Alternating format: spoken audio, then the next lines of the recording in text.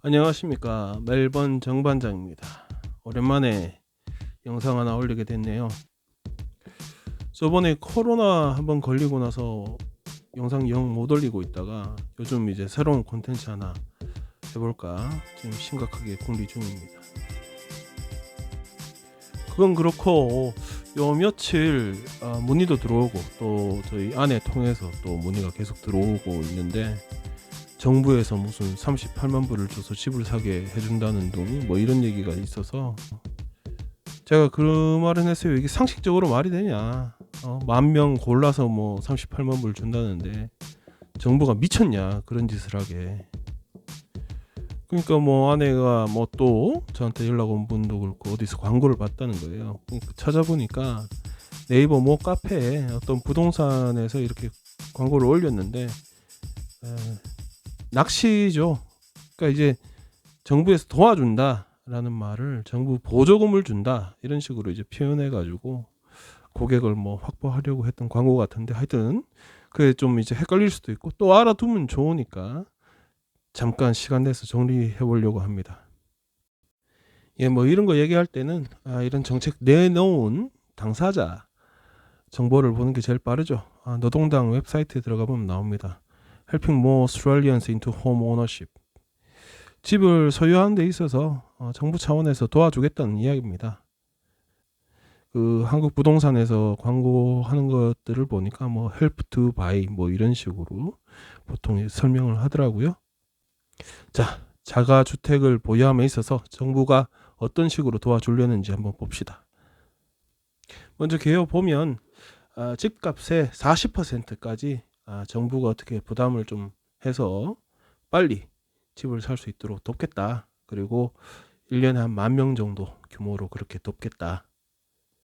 뭐 그렇게 되면 이제 디포짓도 좀 작게 해도 되고 또 은행에서 빌리는 돈이 줄어들 테니까 대출 상환하는데 부담이 좀 그럼 왜 이걸 하느냐? 뭐 주절주절 말이 많은데 그냥 뭐 돕겠다는 거고, 그나마 눈여겨 보이는 거는 40년 전에는 젊은 호주인들 60% 정도가 이제 뭐 얼마를 벌건 간에 자기 집을 보유했었는데 요즘은 28% 정도밖에 보유 못하고 있다. 뭐 이 정도 팩트 전달을 하고 있습니다. 아까 전에 전한 내용보다 좀 더 디테일한 걸 보면 제일 아랫부분을 보시면 돼요. 위에는 이미 얘기를 했고, 이제 자격이 맞는 사람은 총 집값의 2%, 뭐 계산 쉽게 해서 100만 불을 예를 들면 100만 불이면 2만 불의 디포짓만 있으면 되고,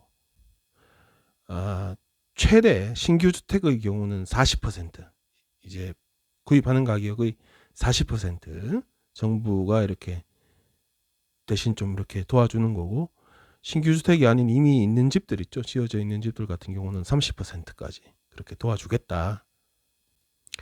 뭐 그러고 나서 이런저런 내용이 나옵니다. 뭐 이거는 그러니까 집값의 40% 최대 40%를 정부가 내는 만큼 그 집의 소유함에 있어서 40% 지분을 정부가 갖는다는 의미입니다. 아까 그 광고가 잘못됐다고 말씀드린 부분이 이 부분인데, 보조금을 준다고 하면 이 돈 이렇게 주는 것 같잖아요, 주머니에. 그런 게 아니고 집을 사면 60%는 네 거야. 네가 은행비 갖고 해. 그 대신 우리가 40%를 도와줄게. 그 대신 나중에 팔 때 그 40%를 갚아. 뭐 이런 컨셉입니다. 얼마 전에 빅토리아 주정부에서도 했고요. 뉴사우스웨일즈 주정부에서도 했던 프로그램인데 다만 그 퍼센티지를 확 올린 겁니다, 이제. 그때도 얘기를 제가 한번 했는데 그 개인적으로 이런 식으로 하는 건 뭐 그렇게 효과가 있을까 싶기는 합니다. 뭐 그래도 한다니까. 그래서 이제 뭐 아까 얘기했듯이 자격이 있는 사람이라고 했잖아요. 그 자격 부분을 한번 보겠습니다. 뭐 실컷 얘기하고 자격 안 되면 뭐 아무 소용 없으니까. 자, 당연히 18세 이상 성인이어야 되고 호주 시민권자여야 됩니다. 영주권 안 됩니다. 시민권 없으신 분은 빨리 신청하셔서 뭐 혜택을 보시든가 해야 되겠죠. 뭐 부자면 솔직히 도와줄 필요 없죠. 그러니까 소득 제한선이 있습니다. 개인으로는 9만 불, 커플로 합치면 12만 불, 이상 버는 사람들은 해당 사항이 없는 겁니다. 그 아래로 버려야 됩니다. 또 이거 뭐 투자다 뭐 세입자 받겠다 이거 안 돼요. 자기가 들어가서 자기 주소지로 거주를 해야 됩니다. 그리고 이제 호주나 해외에 자기 소유의 이 부동산이 없어야 됩니다. 뭐 해외에 있는 걸 어떻게 확인할지는 제가 잘 모르겠는데 하여튼 간에 없어야 됩니다. 그리고 이제 아까도 몇 번 언급되었지만 총 집값의 2% 정도는 자기가 이제 통장에 딱 넣어놓은 상태여야 된다는 겁니다. 디포짓으로 쓸 돈 2%. 그리고 이제 나머지 은행에서 돈을 빌릴 수 있는 능력이 돼야 되겠죠. 하여튼 어느 은행이 담당할지는 모르지만 그 은행이 요구하는 서류는 다 채워져서 대출 받는데 문제는 없어야 된다. 그거. 그리고 이제 부대적으로 드는 스탬 듀티나 뭐 변호사 비용이나 혹시 은행 비용이나 또 공동주택 같은 경우는 관리비나 이런 건 본인이 다 알아서 해결해야 됩니다. 예, 그리고 이제 가격 제한이 있습니다. 뭐 너무 비싼 집 같은 경우야 정부에서 해주기도 부담스럽고 해줄 이유도 딱히 없을 것 같은데 또 이전에 발표된 정책들 보면 너무 시장 가격하고 동떨어진 범위에서 도와주는 거라서 좀 현실감도 적었었는데 실은 이번엔 그나마 예전보다는 좀 낫다. 보시다시피 이제 주마다 이제 뭐 집값이 다 다르니까 도시 지역, 지방 지역 이렇게 주마다 좀 다르게 이제 가격대를 정하고 있습니다. 제일 앞에 있는 가격이 이제 맥시멈 얼마, 최대 얼마까지 이 캡을 적어놓은 거고 중간에 있는 게 이제 신축일 때 40%, 그리고 마지막에 있는 숫자들이 신축이 아닌 경우 이미 지어져 있는 집인 경우 30% 보조해주는 그 금액선을 보여주고 있습니다. 우리가 사는 빅토리아주만 다시 보면 빅토리아주 캐피탈 시티, 우리 그러니까 사는 멜번 하고 이제 지방 도시들 저기 어디야 질롱이나 뭐 발라레쯤 되겠죠.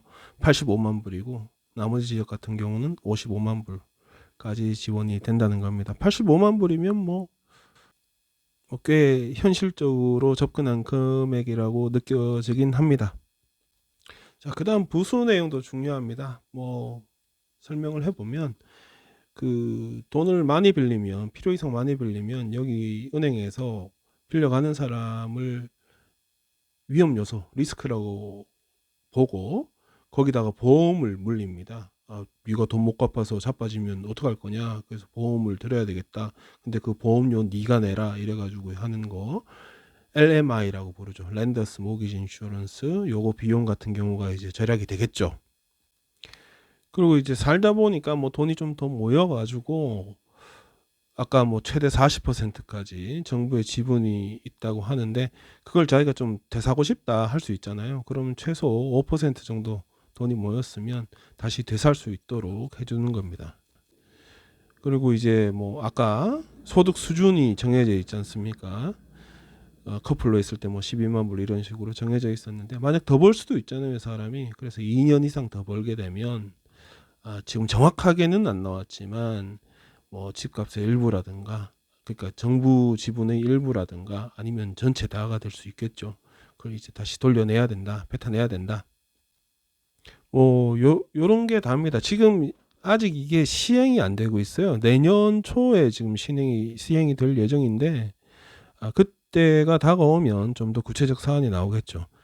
다시 확인드리지만 1회계 연도, 그러니까 7월 1일부터 6월 30일까지 에서 10,000명 신청자를 받아서 집값의 신축의 경우는 40%, 오래된 집은 30%까지 정부에서 이제 같이 구입을 해준다.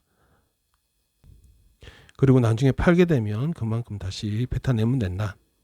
그리고 지역마다 그 살 수 있는 가격대가 좀 다르고 자격 요건이 있다. 시민권자여야 되고 대출 받을 수 있는 입장이어야 되고 그리고 그 주소에 꼭 거주를 해야 된다. 이런 거. 뭐 다른 세부 사항이 나오거나 하면 그때 뭐 다시 어떻게든 정보를 전달해 드리도록 하겠습니다. 제가 지금 녹음하고 있는 이 시간이 주말인데 바람도 많이 불고 하는데 저는 친구랑 술 약속도 있고 해서 나갑니다. 여러분들도 주말 즐겁게 보내시고요. 그리고 그렇게 낚시 광고 이런데 너무 이렇게 매이지 마세요. 공짜로 주는 거 아무것도 없어요. 급하게 녹음하다 보니까 사운드가 약간 이렇게 씹힌 부분이 있는데 양해를 좀 부탁드립니다. 안녕히 계십시오.